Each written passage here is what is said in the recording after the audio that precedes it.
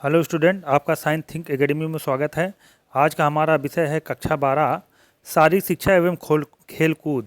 यानी कक्षा 12 में एक अनिवार्य विषय के रूप में परीक्षा होती है जिसका नाम है नैतिक योग खेल एवं शारीरिक शिक्षा।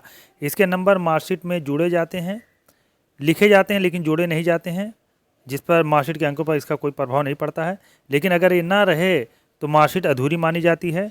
ये 100 नंबर के पेपर होते हैं जिसमें 50 नंबर लिखित होते हैं, 50 नंबर प्रयोगात्मक के अंतर्गत खेल कूद शारीरिक शिक्षा और साफ सफाई देखी जाती है। तो आज उस पेपर के बहुविकल्पी प्रश्न हम यहाँ पे हल करेंगे। तो चलिए देर न करते हुए हम क्वेश्चन को स्टार्ट करते हैं।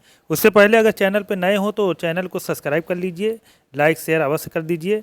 तो चलिए पहला सवाल है कि शारीरिक शिक्षा उन अनुभवों का सामूहिक प्रभाव है जो शारीरिक क्रियाओं द्वारा व्यक्ति को प्राप्त होती है। ये कथन किसका है? तो इसको ज़्यादा डिस्क्राइब ना करके हम केवल उत्तर बताते चलते हैं ताकि ये जल्दी से हो जाए, नहीं वीडियो बड़ी लंबी हो जाएगी क्योंकि करीब 70-80 क्वेश्चन है। तो इसका जो उत्तर होगा ये आ होगा, डेल्बर्ट ओबरटूफर का। चलिए दूसरा क्वेश्चन है कि शारीरिक शिक्षा का लक्ष्य है। तो शारीरिक शिक्षा का जो लक्ष्य होता है वो स्वास्थ्य सुधार में, मूल क्रियाओं के सुधार में, चरित्र उत्थान में, उपयुक्त सभी। तो शारीरिक शिक्षा का जो लक्ष्य होता है ये उपयुक्त सभी होगा। तो हम यहाँ पे निशान लगा लेंगे, ये तीनों सही है, उपयुक्त सभी। अगला क्वेश्चन है कि शारीरिक शिक्षा के उद्देश्य हैं। तो शारीरिक शिक्षा के क्या उद्देश्य हैं कि विकास, आ है शारीरिक विकास, ब है मनोवैज्ञानिक विकास, सा है ज्ञान वृद्धि और डी है उपयुक्त सभी। इसका मतलब तीनों सही है तो उपयुक्त सभी पर निशान लगा देंगे, ये दा वाला ये सही हो जाएगा। अगला क्वेश्चन है कि भारतीय खेल कूद प्राधिकरण की स्थापना कब हुई? तो भारतीय खेल कूद प्राधिकरण की स्थापना जो है जनवरी 1984 में हुई। ये आ वाला सही हो जाएगा, इस पर हम निशान लगा देंगे, ये जनवरी 1984 में। अगला क्वेश्चन है कि Netaji Subhash national institute of sports संस्थान कहाँ स्थित है? तो ये जो है पटियाला में स्थित है, तो निशान हम डायरेक्ट लगा देते हैं, पटियाला में स्थित है। अगला क्वेश्चन है कि खेल दिवस कब मनाया जाता है? इंपॉर्टेंट सवाल है, ये जनरल नॉलेज में पूछे जाते हैं। तो खेल दिवस जो होते हैं ये 29 अगस्त को खेल दिवस मनाए जाते हैं, तो हम डायरेक्ट निशान लगा दे रहे हैं, वो 29 अगस्त को। अगला क्वेश्चन है राष्ट्रीय खेल कब प्रारंभ हुए? तो राष्ट्रीय खेल जो है ये 1985 में प्रारंभ हुए थे। अगला है शिक्षा स्वास्थ्य शरीर में स्वस्थ मानसिक का निर्माण करती है, यह परिभाषा किसकी है? ये मनोविज्ञान में सवाल बार बार पूछे जाते हैं। ये अरस्तू ने कहा था कि शिक्षा स्वास्थ्य शरीर में स्वस्थ मस्तिष्क का निर्माण करती है, ये अरस्तू कहे थे। अगला क्वेश्चन है शारीरिक शिक्षा के कितने क्षेत्र हैं? तो शारीरिक शिक्षा के जो क्षेत्र हैं वो 8 माने जाते हैं, तो हम 8 पे निशान लगा देते हैं, 8 को सही कर देते हैं। अगला है शारीरिक शिक्षा का वह भाग है जिसके अंतर्गत शारीरिक गतिविधियों द्वारा व्यक्ति को प्रशिक्षण एवं उसका पूर्ण विकास किया जाता है, यह परिभाषा किसकी है? तो ये परिभाषा जो है ये AR वोमेन की है, AR सा वाला सही हो जाएगा, AR वेमेन की है। फिर अगला क्वेश्चन चलते हैं। अगला क्वेश्चन है कि निम्नलिखित में कौन सा विकास का सिद्धांत है? निम्नलिखित में कौन सा विकास का सिद्धांत है? तो ये जो है पहला है निरंतर का विकास का सिद्धांत, दूसरा है कि बाल विकास क्रम का सिद्धांत, तीसरा है समान प्रतिमान का सिद्धांत और डी है उपर्युक्त सभी। तो इसमें जो है ये तीनों सही हो जाएंगे, निरंतरता का विकास का सिद्धांत, विकास क्रम का सिद्धांत, समान प्रतिमान का सिद्धांत, तो ये डी वाला ये सही हो जाएगा, उपर्युक्त जो है सभी। अगला है कि निम्नलिखित में कौन सी शैशवावस्था की विशेषता है? तो शैशवावस्था की विशेषता जो है ये भाषा का विकास, ये भी है, मानसिक क्रियाओं की तीव्रता ये भी है, सा है नैतिक विकास का भाव ये भी है, और डी उपयुक्त सभी, इसका मतलब ये डी वाला सही हो जाएगा, ये तीनों है। अगला है दाढ़ी और मूछ किस अवस्था में आती है, तो ये है बाल्यावस्था, किशोरावस्था, युवावस्था, वृद्धावस्था। तो ये किशोरावस्था में दाढ़ी मूछ आ जाती है, बा वाला ये सही हो जाएगा। अगला क्वेश्चन है कि किशोरावस्था की प्रमुख विशेषताएं हैं, तो किशोरावस्था की जो प्रमुख विशेषताएं हैं, ये समायोजन का अभाव, संवेगात्मक विकास, बुद्धि का अधिकतम विकास, उपयुक्त सभी, ये डी वाला सही हो जाएगा, ये डी वाला सही हो जाएंगे। अगला है कि किशोरों में शारीरिक परिवर्तन होते हैं, किशोरों में जो शारीरिक परिवर्तन होते हैं, कौन कौन से शारीरिक परिवर्तन होते हैं, ये वाणी की कर्कशता मतलब आवाज़ का बदलना, दाढ़ी मूछ का उगना, स्वप्न दोष, उपयुक्त सभी। तो तीनों है, तो उपयुक्त सभी पर निशान लगा देंगे। इस तरह से अगला है कि अफीम से प्राप्त नशीली पदार्थ नहीं है, अफीम से प्राप्त नशीले पदार्थ इसमें कौन सी नहीं है, प्राप्त नशीले पदार्थ नहीं है, कोकेन, हेरोइन, मॉर्फिन, स्मैक। तो अफीम से प्राप्त नशीले पदार्थ नहीं है, कोकेन जो है ये नशीला पदार्थ नहीं माना जाता है, ये नशीला पदार्थ नहीं माना जाता है। अगला है भ्रूणी विकृतियां उत्पन्न होती हैं, भ्रूणी विकृतियां उत्पन्न होती है किसके कारण, ये निकोटीन से, एल्कोहल से, एलएसडी से, अफीम से। तो ये तो सब में होती हैं, लेकिन सबसे बेस्ट जो उत्तर है निकोटीन से, हम निकोटीन वाले पे निशान लगा देंगे। अगला है यकृत सूत्रण उत्पन्न होता है, तो यकृत सूत्रण जो उत्पन्न होता है ये एल्कोहल से होते हैं, बी पे निशान लगा देंगे, ये एल्कोहल से होते हैं।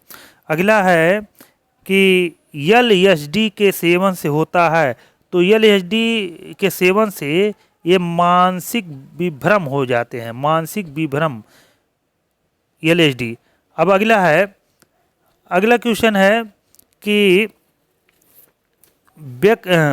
व्यक्ति के साथ उन मनोशारीरिक संस्थान का गतिशील संगठन है जो वातावरण में उनका अद्वितीय समायोजन निर्धारण करते हैं, ये कथन किसका है, तो ये कथन जो है ये गार्डन आलपोर्ट का है, तो आ वाले पे निशान लगा देंगे, गार्डन आलपोर्ट। अगला है कि निम्न में कौन सा व्यक्तित्व की विशेषता है, व्यक्तित्व की विशेषता एकता का, सामाजिकता का, वातावरण के साथ समायोजन का, उपयुक्त सभी तीनों है, तो हम दा पे निशान लगा देंगे, तीनों हो जाएगा। अगला क्वेश्चन है कि वातावरण वह बाहरी शक्ति है जो हमें प्रभावित करती है, यह कथन किसका है, ये कथन जो है रास का है, डायरेक्ट निशान लगा लेते हैं, ये रास का है, रास ने कहा था वातावरण वह बाहरी शक्ति है जो हमें प्रभावित करती है। अगला है नेतृत्व किसी लक्ष्य के लिए जिसको वांछनीय मानते हैं, सहयोग करने के लिए जनता को प्रभावित करने की क्रिया है, ये कथन किसका है, ये कथन जो है ये नेतृत्व, ये कथन टीड का है, तो डायरेक्ट निशान लगा देंगे टीड का, ये कथन टीड का है। अगला है नेता के गुण, तो नेता के गुण में सुदृढ़ व्यक्ति, ईमानदार, दयालु तीनों होने चाहिए, तो इस वजह से चौथा ये सही हो जाएगा, उपयुक्त सभी। अगला क्वेश्चन है कि बैडमिंटन से संबंधित खिलाड़ी, तो बैडमिंटन से संबंधित जो खिलाड़ी हैं इसमें ये है प्रकाश पादुकोण, और बी है सानिया मिर्ज़ा, और डी है सुशील कुमार, दा है महेश भूपति। तो बैडमिंटन से संबंधित खिलाड़ी जो है प्रकाश पादुकोण को माना जाता है, तो इस पर हम निशान लगा लेंगे। वैसे सानिया मिर्ज़ा भी हैं, ये भी हो सकती हैं। चलिए अगला क्वेश्चन देखते हैं कि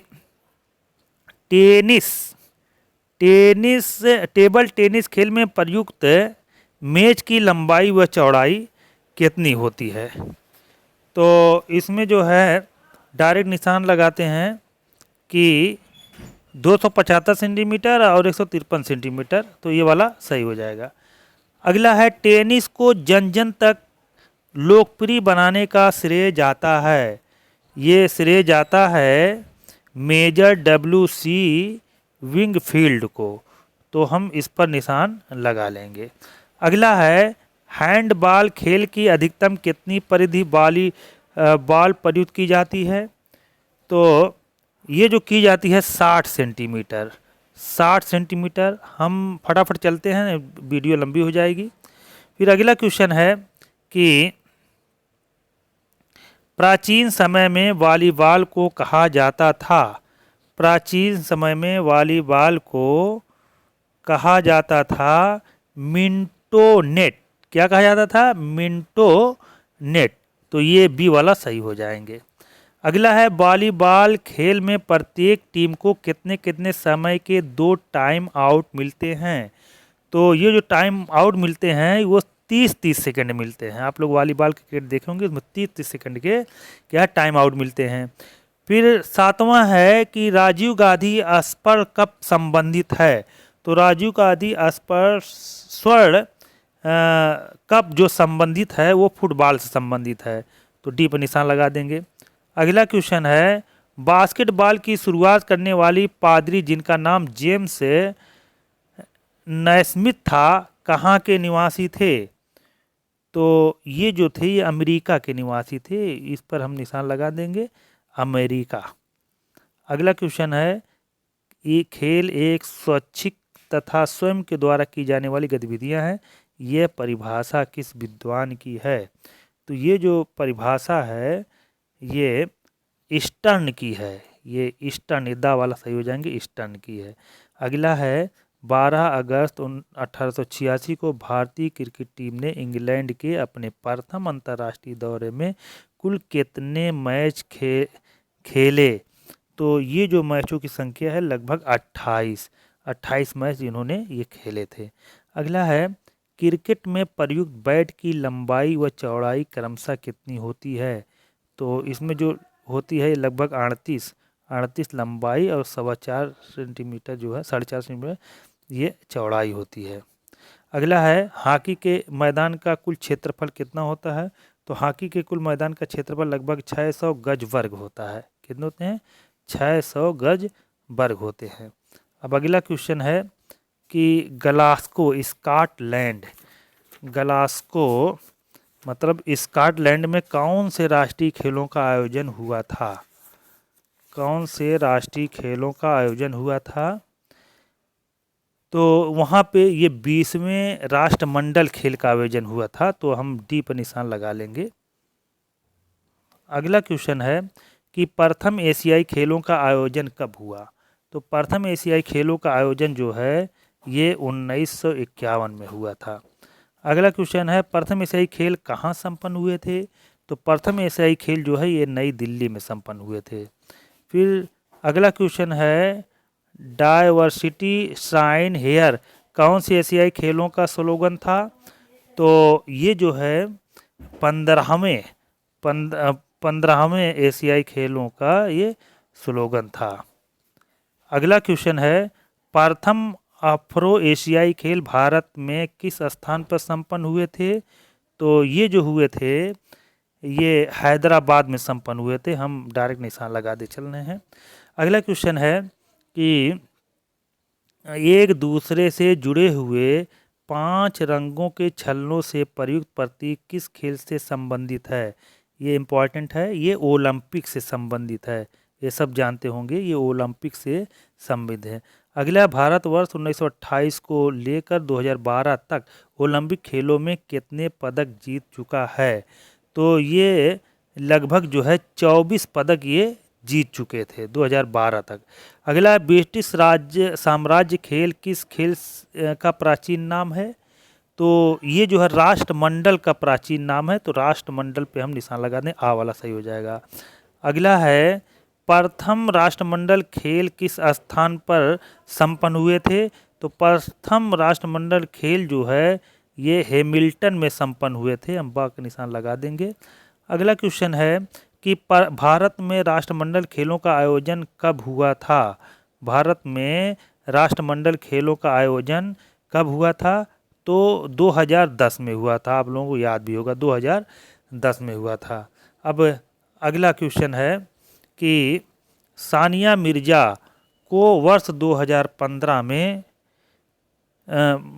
कौन से खेल पुरस्कार से सम्मानित किया गया?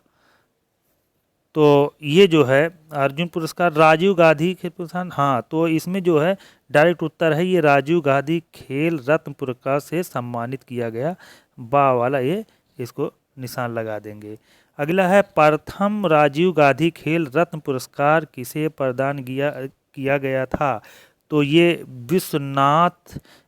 विश्वनाथन आनंद थे, तो इन्हीं को किया गया था। अगला है वर्ष 2014 से 15 में मौलाना अबुल कलाम आज़ाद ट्रॉफी जीतने वाला भारतीय विश्वविद्यालय इनमें से है? तो ये कौन सा है? ये जो है पंजाब विश्वविद्यालय है, तो पंजाब वाले पे निशान लगा देंगे। ये सबसे ज़्यादा मौलाना आज़ाद ट्रॉफी जीतने वाला विश्वविद्यालय भी है। एक सवाल ये भी बनता है।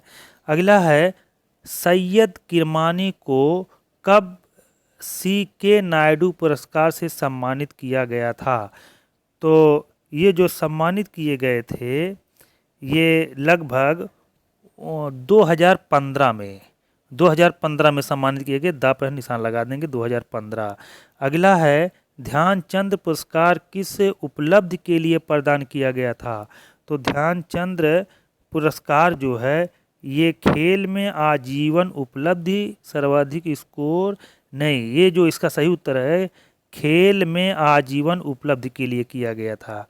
अगला है वर्ष 2015 में क्रिकेट के लिए निम्न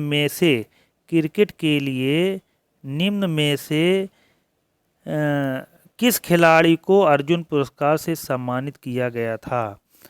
तो ये जो हैं रोहित शर्मा को किए गए थे ना।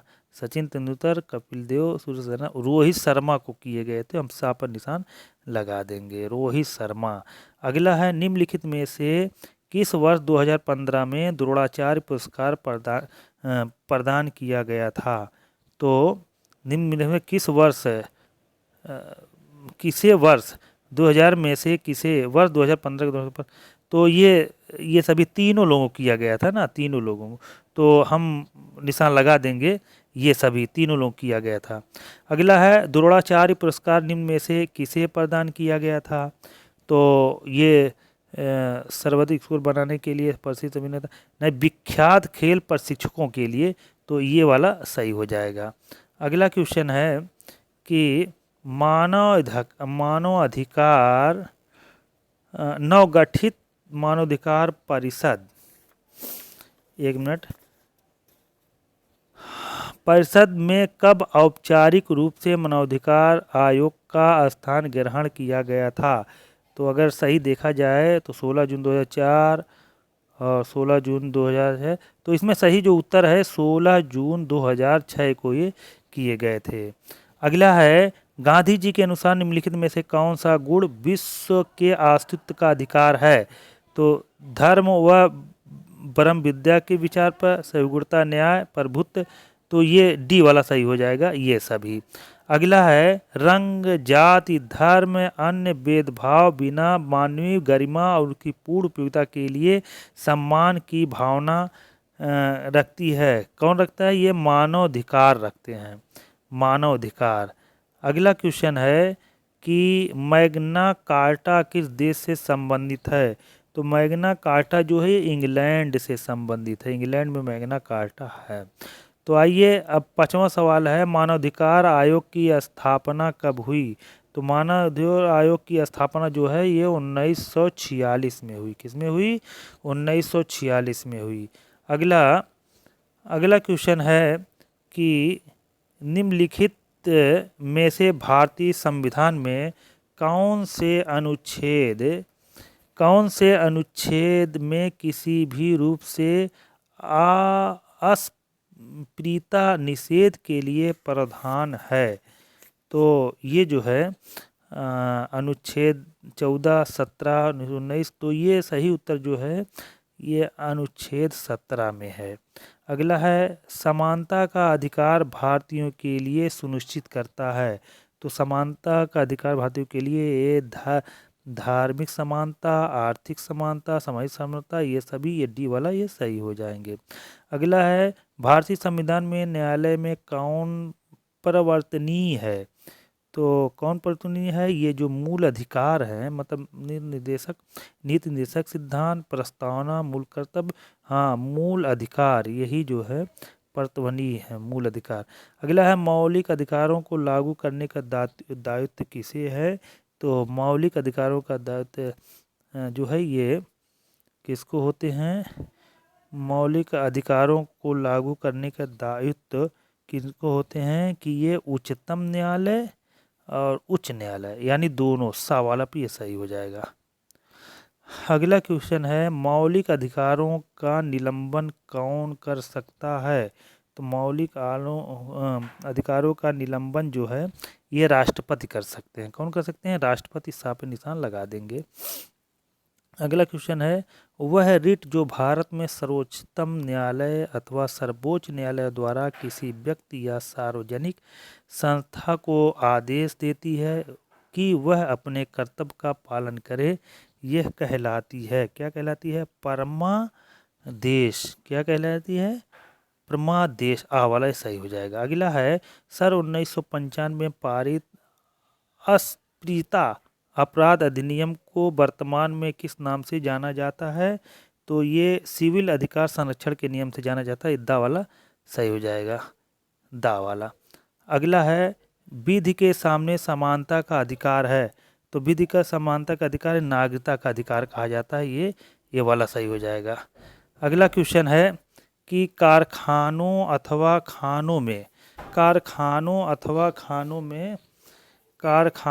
खानों में कोई व्यक्ति नियुक्त नहीं किया जा सकता जब तक कोई आयु कम से कम ना हो। तो इसमें जो है ये 14 वर्ष ये माने जाते हैं। कितना, 14 वर्ष। अगला क्वेश्चन है कौन मूल अधिकारों के अंतर्गत नहीं आता। तो मूल अधिकारों के अंतर्गत जो है ये सा वाला है, संपत्ति का अधिकार, ये नहीं आता है, मूल अधिकारों के अंदर ये नहीं आते हैं। अगला है प्रेम की स्वतंत्रता किस अधिकार में निहित है। तो प्रेम की स्वतंत्रता ये भाषण स्वतंत्र के अंतर्गत आते हैं। अगला है निम्नलिखित में से कौन मौलिक अधिकार नहीं है। मौलिक अधिकार नहीं है, ये जो इसका जो सही उत्तर हो जाएगा हड़ताल पर जाने का अधिकार, ये मौलिक अधिकार के अंतर्गत नहीं आएंगे। अगला मूल अधिकार मूल कहलाते हैं क्योंकि वो क्या है, मानव के प्रकृत और अप्रतिदेय अधिकार हैं। तो दा वाला ये सही हो जाएगा। अगला क्वेश्चन है मौलिक अधिकारों का प्रमुख उद्देश्य है। तो मौलिक अधिकारों का जो प्रथम उद्देश्य है वो है व्यक्तिगत स्वतंत्रता को सुनिश्चित करना। तो ये बा वाला सही हो जाएगा। अगला क्वेश्चन है न्यायालय द्वारा जारी किए गए परमादेश के माध्यम से न्यायालय क्या है, इसमें जो सही उत्तर है दा वाला है, किसी व्यक्ति या संस्था को उनके सार्वजनिक दायित्व तथा कर्तव्यों का पालन करने के लिए जारी किया जाता है। ये दा वाला ये सही हो जाएगा। कौन वाला, दा वाला ये जो है ये सही हो जाएंगे। अगला क्वेश्चन कि योग किस धातु से बना है। तो योग जो है ये युज से बना है। योग जो है किससे बना है, युग से। तो युग पर हम निशान लगा देंगे, युज आ वाला सही हो जाएगा। अगला है योग चित्त वृत्ति निरोध है, ये कथन किसका है। ये योग की परिभाषा के अंतर्गत आते हैं, ये पतंजलि का परिभाषा है, ये बी पे निशान लगा देंगे। अगला है योग समाधि है, ये भी परिभाषा योग की, ये कथन किसका है। तो ये कथन जो है ये वेद व्यास का है। ये 1 नंबर में सवाल पूछे जाते हैं सब। अगला है योग आध्यात्मिक कामधेनु है, ये कथन किसका है। ये कथन डॉक्टर संपूर्णानंद का है। किसका है, डॉक्टर संपूर्णानंद का, हम पाप निशान लगा देंगे। अगला है योग कर्मसु कौशलम, यह परिभाषा किसकी है? तो ये परिभाषा भगवान श्री कृष्ण की है, भगवान श्री कृष्ण की है। इस तरह से अगला है योग के अंग। योग के अंग हैं तो योग के कितने अंग होते हैं? तो अगर देखा जाए योग के कुल 8 अंग होते हैं, तो हम 8 पे निशान लगा देंगे। अगला क्वेश्चन है निम्नलिखित में कौन योग का अंग है? तो इसमें जो है प्रत्याहार, प्राणायाम, समाधि, मतलब सभी हो जाएंगे। अगला क्वेश्चन कि योग किस धातु से बना है? तो योग जो है युज धातु से बना है। किससे बना है? युज, योग युज धातु से ये बने हैं, तो हम आप निशान लगा देंगे। अगला है संप्रज्ञात योग के भेद हैं। कितने भेद हैं? 4 भेद हैं। अगला है वितर्कानुगम के भेद हैं। ये सवितर्क और निवर्तक, मतलब अ और बा दोनों हो जाएंगे। अगला सवाल समाधि के प्रकार हैं। तो समाधि के 2 प्रकार हैं, सविकल्प समाधि और सुषुप्ति निर्विकल्प समाधि। या इसका मतलब सा हो जाएगा, आ और बा दोनों, आ और बा ये दोनों हो जाएंगे। अगला है निम्न में से कौन समाधि है? तो निम्न में से जो समाधि है ये है अंतः शब्दानुविद सविकल्प समाधि, तो ये बा वाला सही हो जाएगा।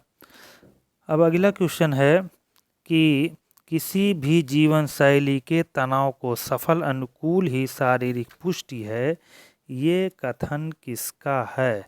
तो ये कथन जो है ये क्रोस का है। किसका है? क्रोस का है, तो हम डायरेक्ट निशान लगा देते हैं क्रोस। अगला है कि सामाजिक मानसिक स्वास्थ्य का अर्थ वास्तविकता को धरातल पर वातावरण को पर्याप्त सामंजस्य करने की योग्यता, ये कथन किसका है? तो ये कथन लैंडेल का है, तो हम लैंडेल पर निशान लगा देंगे। अगला क्वेश्चन है कि मानसिक स्वास्थ्य का अर्थ है। तो मानसिक स्वास्थ्य का अर्थ जो है व्यक्ति का संतुलन सर्वांगीण विकास, ये भी है, और कार्य करने की योग्यता का विकास, ये भी है, और नियंत्रण एवं संतुलन करने की ये भी है। तो ये चौथा वाला सही हो जाएगा इनमें सभी। मानसिक स्वास्थ्य की विशेषता, तो मानसिक स्वास्थ्य की विशेषता जो है ये नियमित जीवन, आत्मविश्वास, सामंजस्य की योग्यता, उपयुक्त सभी हो जाएंगे। अगला है बालक के मानसिक स्वास्थ्य पर हानिकारक प्रभाव डालने वाले कारक हैं। तो इसमें सभी हैं, वंशानुक्रम प्रभाव, शारीरिक स्वास्थ्य पर प्रभाव, परिवार पर कठोर अनुशासन, इसमें सभी, तो हम ये डी वाला निशान लगा देंगे। अगला है बालक के मानसिक स्वास्थ्य को अच्छा बनाए रखने के लिए, अच्छा बनाए रखने के लिए क्या है? अच्छा वातावरण चाहिए, शिक्षकों का स्नेहपूर्ण व्यवहार चाहिए, अनुशासन चाहिए, डी वाला सही हो जाएगा। इसका मतलब ये सभी हैं। अब अगला क्वेश्चन है किशोरावस्था में अंग्रेजी शब्द एडोलेंस की उत्पत्ति किस भाषा से हुई? तो इसमें जो भाषा है वो लैटिन भाषा से हुई, लैटिन भाषा से, तो हम लैटिन भाषा वाले पे निशान पे लगा देते हैं। अगला किशोरावस्था की अवधि मानी जाती है। तो किशोरावस्था की जो अवधि मानी जाती है ये 13 से 19 वर्ष की मानी जाती है। अगला किशोरावस्था बड़े दबाव एवं तनाव, तूफान एवं विरोध की अवस्था है, ये कथन किसका है? ये कथन जो है स्टेनले हॉल का है। ये मनोविज्ञान बहुत सवाल पूछे जाते हैं। अगला क्वेश्चन है किशोरावस्था एक ऐसी अवस्था है जिसमें बच्चा अपने आप ही प्रत्येक कार्य करने की कोशिश करता है, ये कथन किसका है? ये सैडलर का कथन है। किसका है? सैडलर। अगला है किशोरावस्था वह अवस्था है जिसमें मनुष्य बाल्यावस्था को परिपक्व की ओर बढ़ाता है, ये कथन किसका है? ये कथन जर्जीज का है, जरसील्ड का, ये हो जाएंगे। अगला क्वेश्चन है ब्रह्मचर्य की विशेष आयु। तो ब्रह्मचर्य की जो है विशेष आयु है ये 25 वर्ष की मानी जाती है, कहने की 25 वर्ष की मानी जाती है। अगला है युवा मन की समस्याओं का यौगिक निदान निम्न में से किसका है? तो ये इच्छा की पूर्ति, युवावस्था की प्राप्ति, दीर्घायु की प्राप्ति, उपयुक्त सभी, ये डी वाला सही हो जाएगा। योग से युवा मन को होने वाले लाभ हैं, कौन है? ये सभी हैं, एकाग्रता, स्मरण शक्ति वृद्धि, मन की प्रसन्नता, तो उपयुक्त सभी हो जाएंगे। अगला है लास्ट क्वेश्चन, युवा मन का सुदृढ़ता कैसे होती है? तो ये एकाग्रता रखना, कैसे? एकाग्रता रखना, मनोबल रखना, ध्यान रखना, उपयुक्त सभी, ये डी वाला ये सही हो जाएंगे। फिर अगला क्वेश्चन है, ये आयुर्वेद उपवेद है, तो आयुर्वेद जो उपवेद है किसका है? ये अथर्ववेद का है। किसका है? अथर्ववेद, तो हम इस पर निशान लगा देंगे, अथर्ववेद। आयुर्वेद का अर्थ है, आयुर्वेद का अर्थ है जीवन का ज्ञान, भी पर निशान लगा देंगे। अगला है, आयुर्वेद का संबंध किससे है? तो आयुर्वेद का संबंध चिकित्सा क्षेत्र से है। अगला है, आयुर्वेद का उद्देश्य क्या है? तो आयुर्वेद का उद्देश्य जो है ये स्वास्थ्य की रक्षा, विकारों को दूर रखना और स्वास्थ्य बनाना। इसका मतलब देखा जाए तो ये क्या है? उपयुक्त सभी। अगला है, निम्न में कौन आयुर्वेद का आचार्य है? तो धन्वंतरी, सुश्रुत, चरक, उपयुक्त सभी, तो उपयुक्त सभी हम निशान लगा देंगे। इस तरह से लगभग 70-80 क्वेश्चन हो गए, आप इसको देख लीजिएगा। और शारीरिक शिक्षा में ये सब सवाल पूछे जाते हैं, 1 नंबर भी इसी में से बना के पूछे जाएंगे। इसकी हम अगली वीडियो जो है ऊपर पूरा पेपर हल करके हम डाल देंगे, उसको भी देख लीजिएगा। अगर चैनल को लाइक सब्सक्राइब नहीं किए हैं तो उसको अवश्य कर दीजिए। Thank you.